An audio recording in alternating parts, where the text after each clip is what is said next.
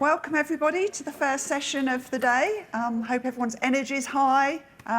Feels cool in here, which is always a good start, but hopefully we'll monitor the heat and make sure everybody feels comfortable.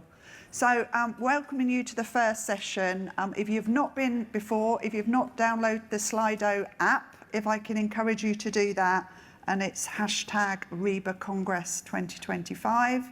Opportunity to ask questions there that we'll cover at the end. So let me introduce you to today's speaker, David Collington, partner and head of benefit consulting at Barnett Waddingham.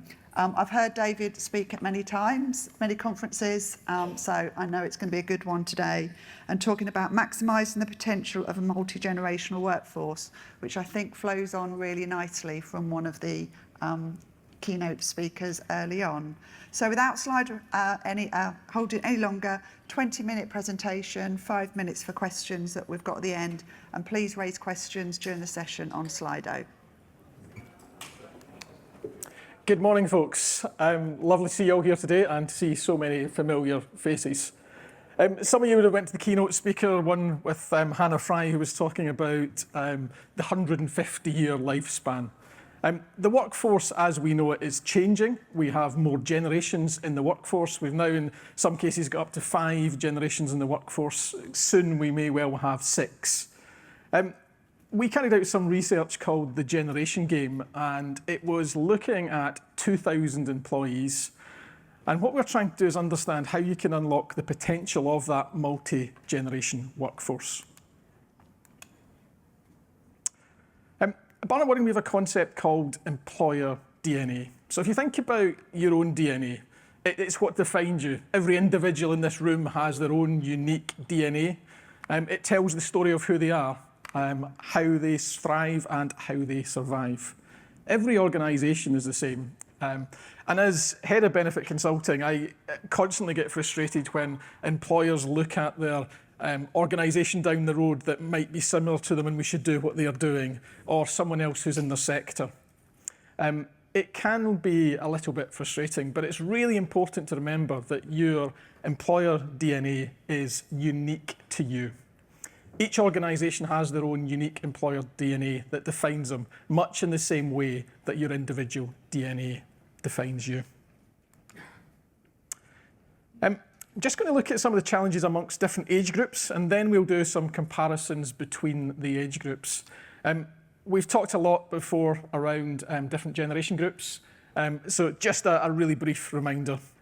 There's definitely 4 generations in every workforce. Sometimes there's 5, so we have a small number of traditionalists in the workforce.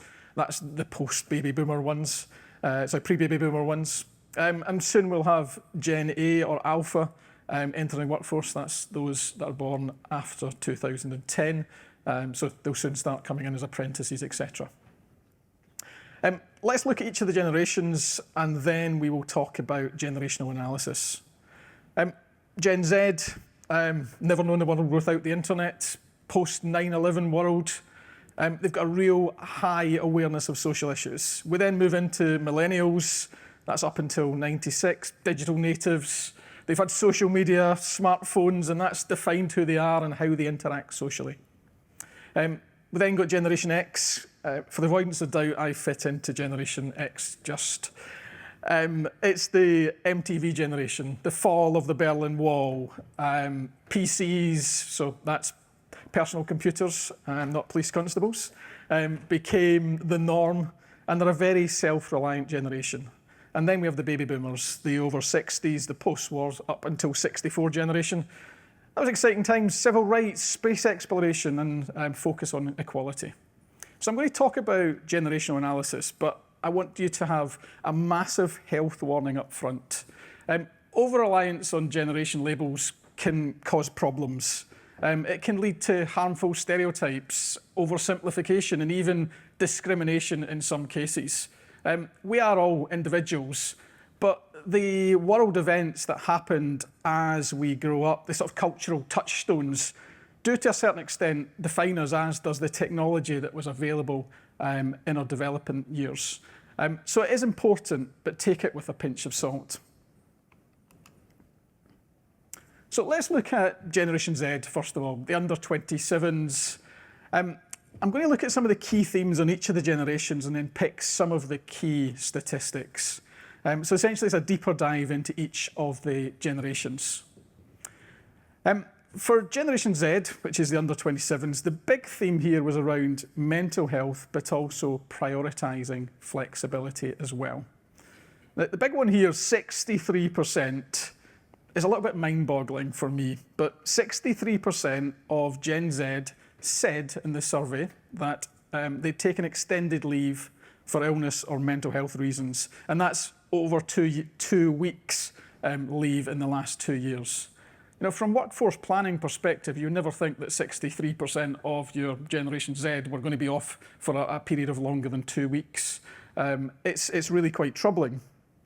The other bit which is really interesting is about the change in roles, the change in industries, changing jobs just for work-life balance. So 2 big numbers there, 21% have changed industry.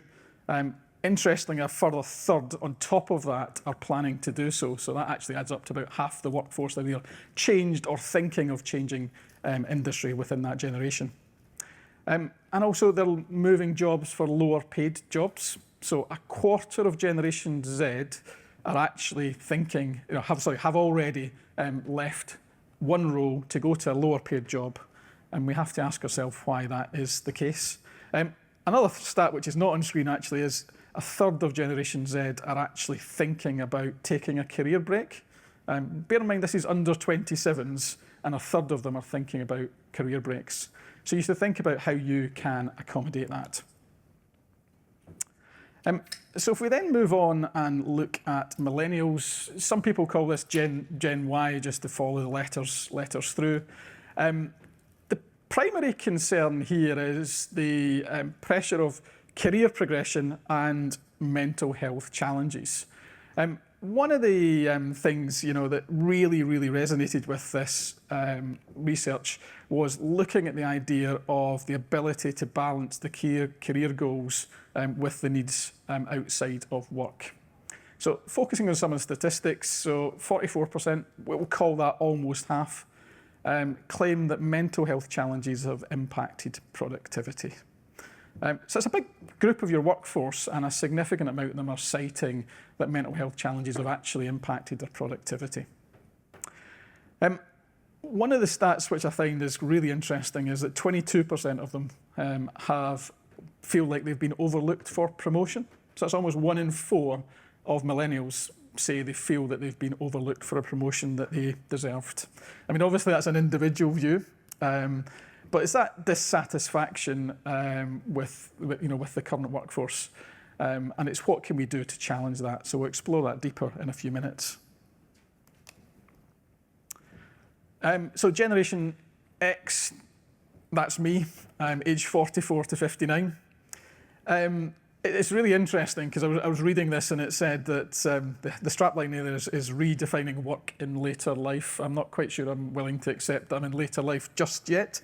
But there's a big focus around part-time work, flexibility around working, but also the idea actually of delaying retirement. So that's the first time in the research we've seen a focus more on delaying retirement rather than trying to retire as early as you possibly can. There are also challenges, the generation generally cited challenges with adapting to new processes and technology. And I thought this was a funny one. My kids, when I spoke to them about it, actually agreed that yes, I do struggle a little bit with technology. And I think I'm quite tech savvy, but technology is developing at a very fast pace. We've got AI coming into everything that we do as well. So it's about ensuring that your Gen X workers are educated about the benefits of technology, particularly as the organisations look to adopt more technology. Finally, 25% are transitioning to part-time work. So if we just move on to the final generation I'm going to talk about, which is the baby boomers. This is your over 60s. It is becoming a larger part of your workforce, so more people are working later. So baby boomers generally are becoming a larger part of the workforce than they have been before. Really interesting feedback from about a quarter of them said that we love the benefits we've got, but aren't they just focusing on younger workers? So a real concern about our flexible benefit plans just for younger workers. They're not for me in the over 60s. Now that's quite a significant portion. Interestingly, 3 in 10, 28%, said there was no guidance available on pension options. Very important life stage when it comes to pensions. And that's a big thing to be concerned about. One of the recurring themes of our research was mental health and different generations feeling uncomfortable with discussing mental health. But in this generation, it was 35% said that they were uncomfortable discussing mental health with managers. We actually asked that same question, are you comfortable discussing it with colleagues? And that was only slightly lower, so it was 35% for managers, 31% for colleagues. So still a lot of them that are feeling uncomfortable discussing mental health in the workplace, which I think is something that really does need some focus. So we've looked at individual generations. Now what I'd like to do is look at the comparison between the different generations and just highlight a few interesting points. Well, hopefully you'll agree that they are interesting. We talked around the extended leave and we focused on Gen Z, and I said that 63% of Generation Z have taken extended leave. Now, there is actually a clear correlation between age here. You can see that as we move through the generations, the amount of extended leave as a percentage of the workforce reduces. So you've got Gen Z at 63, down to baby boomers, it's only 25%. That's probably a little bit counterintuitive. So there are, when you look at sickness absence, those in the older generations are more likely to be off for a very long period of time. So they have serious sickness absence. But if you look overall and you just define extended leave as more than 2 weeks sick leave, it actually turns it on its head. And it's the younger generations that are taking more extended sick leave when you look at it as anything over 2 weeks. And that's perhaps different to what most people would think, and it's something we really need to be aware of. And going back to that workforce planning point, if you're planning your workforce, you never expect 63% of your Generation Z to be taking extended sick leave. Okay. Now let's look at flexibility and part-time hours. It's really well known that older workers like to reduce their hours, start working part-time. Our research, no surprise, showed us that 24% of the 2,000 people that completed the survey that were in the older worker categories were working part-time. Yeah, we probably know that's the case. That's similar with most workforces. The bit I thought was really quite interesting was the younger generations are actually a bit disgruntled about this. So if we look at those that want flexibility, flexibility can mean different things to different people, but it often, working hours or part-time hours is one of the main things when we look at flexibility. It's actually the younger groups where flexibility is the most important to them, but it's the older age groups that are actually getting the part-time hours. And that can cause a little bit of conflict between workforces. So if we look just at the Generation Z, basically 13% of them believe they have been denied a flexible working opportunity because of their age. That's something that's really interesting when you think you've got 24% of the older workers are working part-time, and you've got 13% of Generation Z, the younger workers under 27s, that are saying, I've been overlooked a flexible working request because of my age. It certainly is some food for thought. We're just going to jump into a quick Slido poll now. So if you could get your phones ready for us, that would be great. And the theme of the Slido poll is just around flexible working. So we'll just give it a little second for that to come up.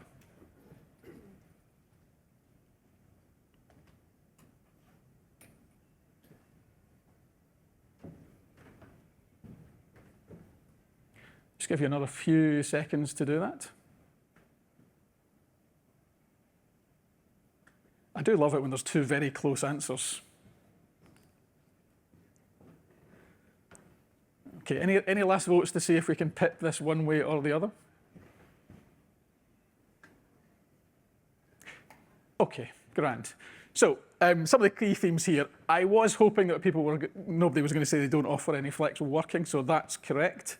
8% are offering it, but only to selected groups of employees. It's a little bit unfair to say, do you offer flexible working to all organisations? Because I'm conscious that there's lots of different types of organisations in the room. So some, perhaps it's just not as practical to do that. But we're seeing the top two here. So confident and bold at the top, we've got the most popular one is 46% are saying, yes, we do it and it works really well. Just pipping it, or just pipped below, it keeps changing, is that we offer it, but it's under review. So I would suggest that if you do offer flexible working, great, but just think about it. Is it working correctly? Is it working the best it possibly can? I'll do a deeper dive just into some of the generations and what we actually mean about that, but we'll just move back to the slides now. Thank you to everyone, that was really interesting. Okay, so going to give you some food for thought in the final 5 minutes, just around what you can actually do. I've got 4 top tips for you. I tried to get 3 or 5 because everyone likes 3 or 5, but genuinely it was only 4 that I could come up with that were actually of any sustenance. So rather than get rid of one or create one unnecessarily, we've got 4 top tips for you today. Okay, so first of all, we are looking at mental health and well-being. Some big numbers there. So overall, across all generations, 40% of respondents said that they avoid disclosing mental health challenges in the workplace. That's 4 in 10. That's somewhat far from ideal. So that's 40% of people avoiding disclosing mental health challenges in the workforce. I said that twice intentionally for impact because it is a really big stat. Then looking at the 45%, that's almost half don't feel their employer provides adequate support. It's interesting, when we do employer research, the employers are always very confident in saying we do a great job when it comes to mental health, but it's simply not matched by the answers that the employees are giving us. So what can we do? What are practical tips? The idea of creating safe spaces. So this is the idea of creating a trusted environment where employees can share their experiences and they can expect reasonable adjustments. Removing the stigma. Removing the stigma can be done in a number of different ways. One way to do it is to analyse data. It doesn't seem like the most obvious way to do it, but analysing data allows us to look at patterns in mental health. Are they happening within particular job grades, particular locations? Is there stresses in particular areas of your business that can be adopted? And another great one I like is the idea of anonymous feedback. So feedback around mental health challenges, allowing employees to share their experiences anonymously, and then doing something about it and sharing those stories wider. But ultimately, mental health, we as organisations need to strengthen the support that is available. It's time to invest. That investment doesn't necessarily need to be money. It's investing time. It can be simply communications. It could be things like mental health leave, neurodiversity, training for line managers. There's multiple different things you can do. And the good news is that lots of your benefit providers will provide free value-added benefits that can support. I'll talk a little bit more about that in a second. Flexibility. We've talked a lot about flexibility, so I'll just briefly touch on this one. Everyone wants flexibility. It comes in so many different forms, but it is the gold standard. When you get a job offer, you expect there to be flexibility in there. If you want to be the employer of choice, you must offer flexibility, especially for millennials, because it's really important for that generation in particular. And when you look at job seekers, it is one of the most important requirements. Flexibility is different for different people. So it could be part-time hours, adjusted working, 9-day fortnights, working from home. It could simply be allowing people to leave early if they've got a crisis at home. So it means different things to different people. But really, most people should be thinking, we really need to review flexibility and can we improve flexibility? It really is becoming a requirement. The next area is career development, and we don't often talk about career development when we do benefit surveys, but this is something that came through very, very strongly. If we want to retain generations throughout their working career, it's really important that we focus on career development. Just a reminder that Generation Z, a significant proportion of them are changing careers. are looking for alternative jobs where they feel there's more opportunity or there's a more ethical employer they're working for. Millennials have said they feel overlooked for promotion. So it's about how do we keep that ambition alive right throughout the different generations. There's lots of great data analytic tips you can do on that. So looking at the length of time people spend in a particular role, the time to promotion, turnover rates, exit interviews, etc. But very simply, in order to retain people, you need to develop them. And if people feel that they're trapped in a role and they're not being developed, the stats are showing that they will leave.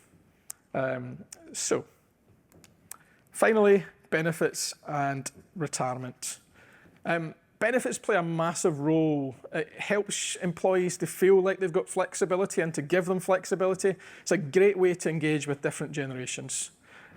So, benefits and retirement, it's on job adverts, flex platforms, total reward statements. People know about them. If they don't know about them, you should be doing more so they do know about them. But it's really important that you understand your own employer DNA when you're thinking about benefits retirement. Are the benefits you offer appropriate to the employees that you employ or the people that you want to employ? And they can be life stage benefits as well. So we've seen a real increase in that. Things like menopause benefits, and I'm a big fan of care concierge, particularly the baby boomers and Generation X, where you can support them through the care journey. And that can be adult care or childcare as well. So just moving into some final thoughts. I want to share a couple of bits with you. So I've talked a lot about data. I'm a big fan of data, but data can help to drive change. So when I say we, Howdens, who Barnett Waddingham have recently joined the Howden family. The REBA Benefits Design research paper was sponsored by our colleagues at Howden. And what that did is it focused on data and how data can change, can lead to benefit design change. But there's some massive gaps. It's a really interesting paper. Come along to our stand, we'll give you a copy of that research and also our generation game research as well. But it showed a big disparity about availability of data and the importance of data. So looking at employee wellbeing scores, 84% of employers said that that was very important, but only 30% have actually any wellbeing data on their workforce. So let's move on to just some very final thoughts to close before we open up to questions. Data is the key. Take time to understand your own unique employer DNA. With targeted and thoughtful strategies, you can build a workforce where people feel safe, they feel motivated, they're more productive, and they genuinely want to stay and to thrive. So come along and see us. We're at stands 30 and 32. So Barnett Waddingham are now part of Howdens. We're absolutely delighted. It's been around 9 weeks and we have our stands together. We have our polo shirts. The two businesses work very well together and are very complementary. Come and have a chat at the stand about how we are stronger together. And at the very least, come and pick up a chocolate bar because we have some lovely big Tony Chocolonely chocolate bars. Sally. Lovely, thank you. I don't think we've got time to answer any of the questions, unfortunately. Yep, no problem. But as you'd said, please visit the stand. There's lots of great questions that have come through which show the engagement from the room. Just before everybody does leave, if I can ask you to go back onto Slido and do kind of feedback on the session. That really helps planning for future events. But a round of applause, that was absolutely fantastic. Thank you.